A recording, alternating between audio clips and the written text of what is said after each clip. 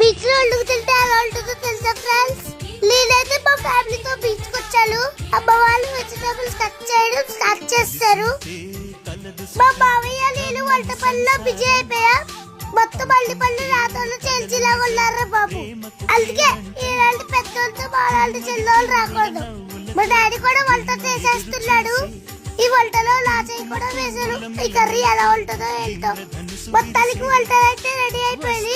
Chicken curry, bagara rice, పెరుగు చట్నీ చేశాను. మా డాడీ అయితే ప్లేట్ లో పెడుతున్నాడు. వాటిని చూసి నాకు నోరు ఊడిపోతుందిరా బాబు.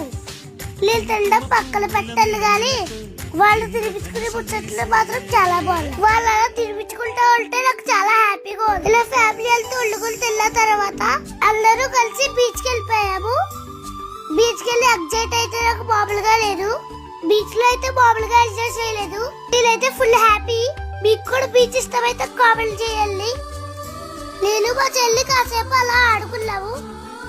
ఇలాంటి వీడియోస్ మరిన్ని కావాలంటే మా డాడీ అకౌంట్ ని ఫాలో చేయండి.